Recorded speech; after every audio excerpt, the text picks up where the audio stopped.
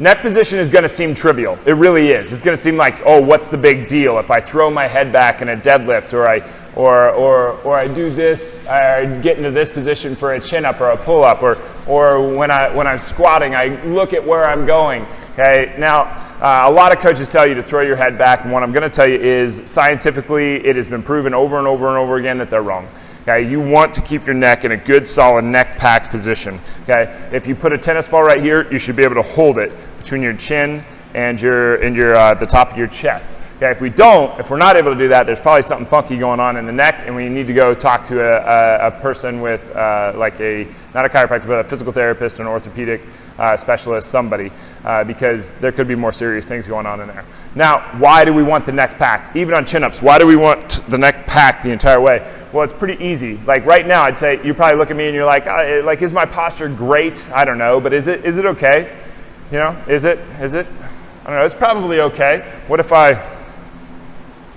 Is it better? Is it better now? Like probably. Is it better suited for pressing? Is it better suited for pulling? Is it better suited for deadlifting and squatting in this position? So when we get down to the bottom of a deadlift, should we be looking down or should we be looking straight forward? This is the thing. If the neck is compromised, everything below it is compromised. Just like from the bottom up or from your hip out. If the hip is a little bit screwed up, you know that your knee and your legs and your lower back are going to be a little bit wonky too, right? Well, if your ankle or your foot is a little bit messed up, well, you know that the knee and everything up is going to be affected.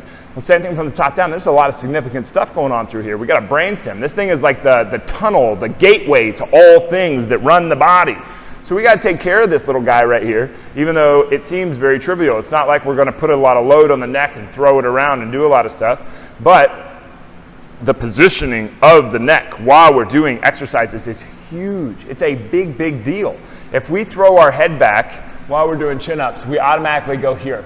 Okay? If I throw my head back, I'm automatically going to this position. Okay? If I'm going to pull from here, I'm sacrificing my shoulder for the lift. Okay, eventually it's going to lead to some pretty cranky stuff up front. So I want to be here and pull that through. I think that you'd agree that if I'm doing a chin up and I go like that, it's better than if I go like this, right? I don't want to, for one, I don't want to ingrain this posture. I want to ingrain this posture. And on top of that, this actually compromises it's called your subacromial space, but that doesn't matter to you, but it just digs away at the front of that shoulder and causes an injury. You don't want this. We want to avoid injury at all costs. Nothing stops progress. Nothing stops your desire to get to the gym. Nothing stops where you're wanting to go more than an injury does. Nothing compromises your health more than an injury. Okay? You do not want an injury, especially when something is completely as controllable as all this stuff that you're seeing behind me. It's controllable. We can control the environment here. Okay, out there in the real world, you can't control the environment. There might be a hole. You step in the hole, bad thing happen. You know that maybe you get to walk away from it. Maybe you twist your ankle. Freak. It's just a freak accident. Who knows? But we can control this. We can get here. We can put our ego aside to be able to get the form and the technique and the positioning that we want to have, so that we don't incur that injury. Right? Keep the neck packed. Injuries go down.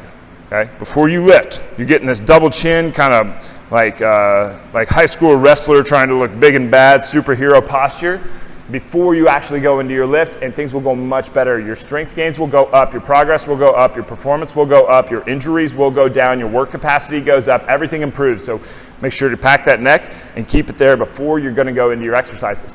Besides the fact that you're wanting to ingrain this better posture and this better position, okay, which means that we need to over kind of exaggerate it. It also leads to all of this good stuff. So use this. Don't do this, I'm going to throw my head back like a hammer thing, because that analogy doesn't even work. I hear people do that with say that about squatting. You know, I'm going to get underneath the bar. Once you get down to the bottom, throw your head back like a hammer and drive up. Well, the head of a hammer doesn't actually fall backwards. The head of a hammer stays right here and hits that nail.